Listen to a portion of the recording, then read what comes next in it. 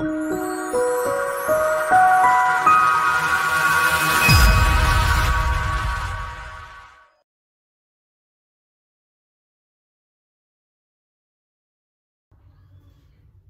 María Purísima, sin pecado concebida. Hoy seguimos con capítulo 11, que se divide en muchas partes. Hoy seguimos con versículos 7 a 12. En el nombre del Padre, del Hijo, del Espíritu Santo.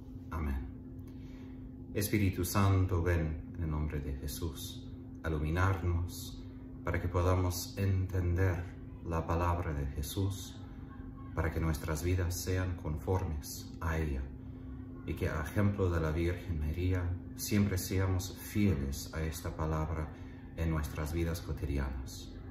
Todo eso pedimos en nombre de Jesús nuestro Señor. Amén. En nombre del Padre, del Hijo, del Espíritu Santo. Amén. Voy a leer los versículos 7 a 12 y después paso de vuelta para explicar los detalles. Pero cuando hayan terminado de dar testimonio, la bestia que surja del abismo les hará la guerra, los vencerá y los matará.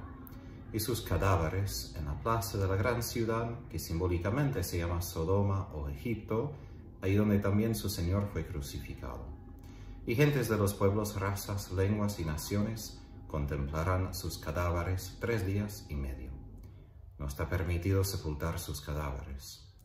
Los habitantes de la tierra se alegran y se regocijan por causa de ellos, y se intercambian regalos, porque estos 2 profetas habían atormentado a los habitantes de la tierra. Pero pasados los 3 días y medio, un aliento de vida procedente de Dios entró en ellos, y se pusieron de pie. Y un gran espanto se apoderó de quienes los contemplaban. Oí entonces una fuerte voz que les decía desde el cielo: «Suban acá». Y subieron al cielo en la nube a la vista de sus enemigos. En aquella hora se produjo un violento terremoto, y la 10ª parte de la ciudad se derrumbó, y con el terremoto perecieron 7.000 personas. Los supervivientes, presa de espanto, dieron gloria a Dios del cielo. Ahora, en vez de darnos como una cronología exacta de los eventos, lo que encontramos aquí es una imagen, una parábola, una alegoría de lo que era o es el ministerio de esos 2 testigos, y también cómo será el fin del mundo.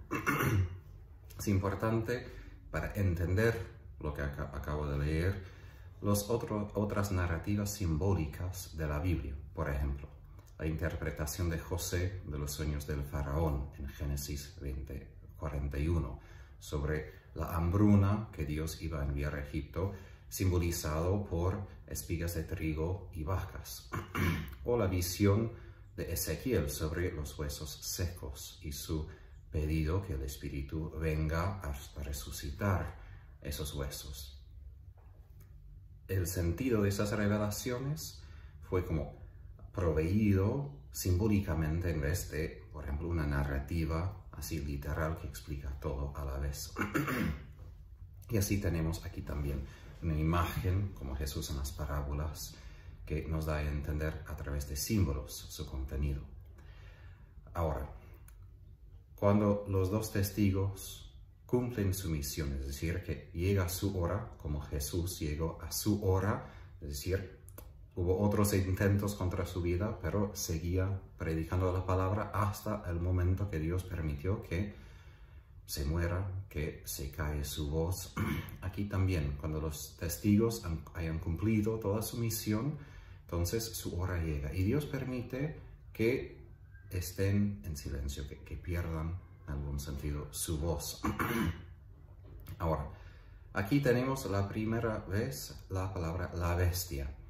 Ahora que tiene lo que decimos el artículo, la bestia, indica que probablemente Juan espera que nosotros ya entendamos a qué refiere esta bestia. También sabemos de la carta de San Juan, la primera carta, que ya menciona el anticristo, Pero aquí hace referencia, no directa, pero hace referencia a la bestia, la cuarta bestia más que todo, en la profecía de Daniel, la bestia con su cuerno, Daniel 7. Viene del abismo, que es como símbolo del mal, el mar y las profundidades de la tierra son como símbolos del lugar del mal, de los demonios. Entonces surge de ese lugar del mal como las bestias de Daniel, porque ellos vienen del mar, de la misma idea. Ahora, en Daniel, esta bestia hace guerra contra los santos y fue victorioso. Juan aquí dice que la bestia también hará guerra contra los santos y los vencerán y los matarán. En Daniel, las víctimas eran los santos, los que pertenecen al pueblo de Dios. Y por esto, en capítulo 11 de Apocalipsis, donde estamos, realmente esos dos testigos no refieren solamente a dos personas individuales, sino a todo el pueblo de Dios. Todos los que son santos por el bautismo tienen la misión de predicar la palabra de Dios. Otra cosa es, otro vínculo entre Daniel 7 y aquí Apocalipsis 11, es que el pueblo de Dios, los santos, son entregados a la bestia por 3 años y medio, que es la misma cantidad de tiempo entre lo cual el patio exterior del templo es pisoteado por los gentiles. Eso en versículos 2 y 3 de este mismo capítulo. Ahora, volvemos a esa bestia y su victoria sobre el pueblo de Dios en Apocalipsis 13. Pasamos a Apocalipsis 12. Pero ahí encontramos como otra vez esa victoria de la bestia sobre los santos. Ahora, cuando tiene esa victoria, los cadáveres de los dos testigos quedan al aire libre en la calle principal de la gran ciudad. La ciudad aquí tiene nombres simbólicos. Probablemente porque la gran ciudad en otras partes se refiere a Babilonia, aquí se refiere a Roma, que tenía como apodo entre los cristianos como Babilonia. Tenemos en la carta de San Pedro que escribió desde Babilonia, no la ciudad de Babilonia, sino de Roma. Ahora, tiene otros nombres. Sodoma, una ciudad famosa por su maldad, su malicia, que fue completamente destruida por Dios. Egipto, el lugar famoso por las plagas, los juicios de Dios a causa de su pecado, su corazón endurecido. Ahora, la ciudad tiene otro detalle, otra característica, es donde el Señor fue crucificado. Eso fue Jerusalén. Entonces, aquí tenemos algo de dificultad para entender. ¿Se refiere aquí a la ciudad de Roma? ¿Se refiere aquí a la ciudad de Jerusalén? Unos dicen que, bueno, Roma extiende a todos los límites del imperio. Pero podemos aquí entender algo de una geografía simbólica. Quiere decir que el templo y la ciudad santa de Jerusalén refiere al pueblo de Dios, los bautizados, en el momento de dar culto a Dios, su alabanza. Y el corte exterior del templo, el patio exterior, pisoteado por los gentiles, es todo el mundo que se opone a Dios, que es simbolizado por Sodoma, Egipto, Babilonia, Roma y Jerusalén, que se oponía a Jesús y por eso lo crucificó.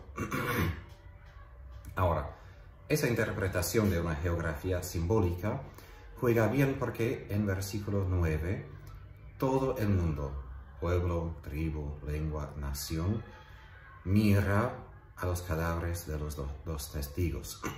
Entonces aquí tenemos como todo el conjunto del mundo opuesto a Dios que mira a esos dos cadáveres. Pero esto dura solo 3 días y medio, es decir, mucho menos que los 3 años y medio. Y así indica un periodo de tiempo muy breve y incompleto. Que ni sepultaron los cadáveres es el insulto peor, porque en el mundo antiguo no sepultar a alguien fue lo peor posible como castigo.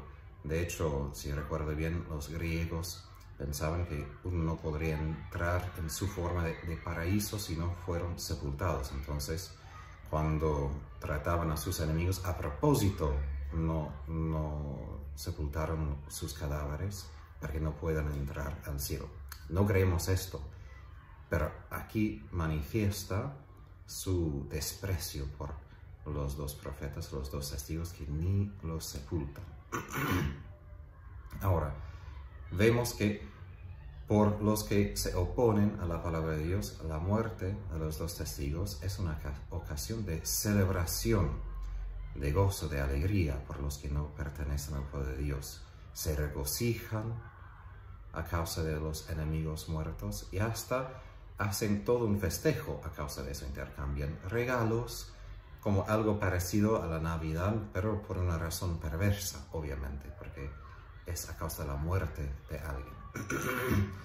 Aquí los testigos reciben el nombre explícito de profetas, quienes atormentaban a los habitantes de la tierra.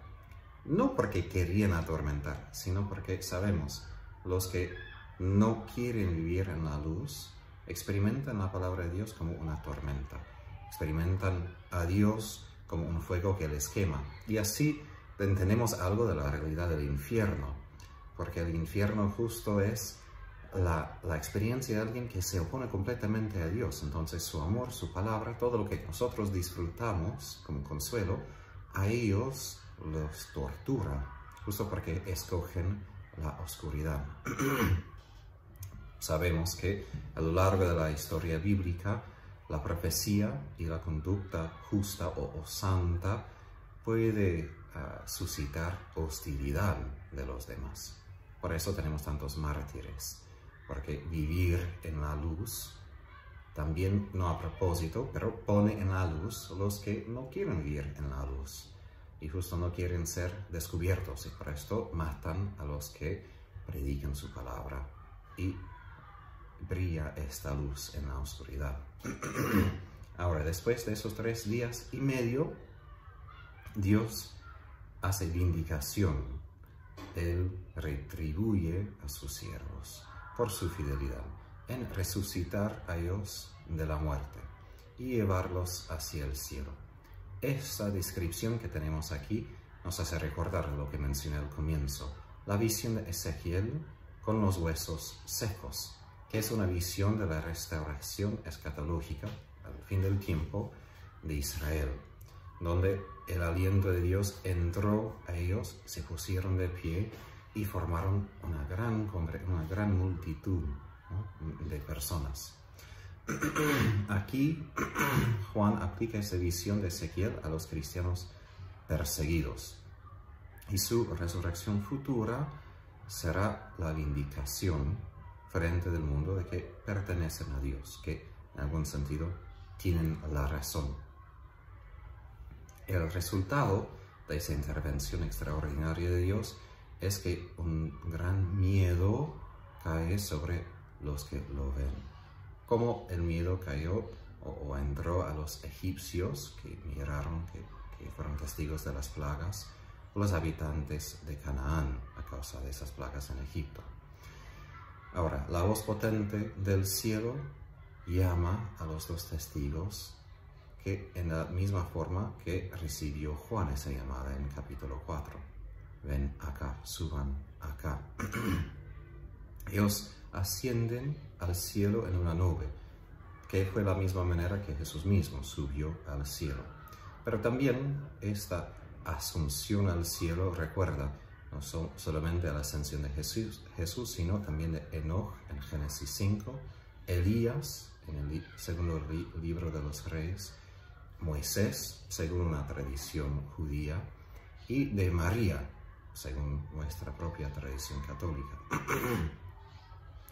En Apocalipsis 20 vemos que los que son fieles a Jesús disfrutamos de la primera resurrección, es decir, que ya disfrutamos de la vida eterna, al menos en el alma, aun si esperamos la segunda resurrección, que es la resurrección del cuerpo. Ahora, esa vindicación no es algo privado.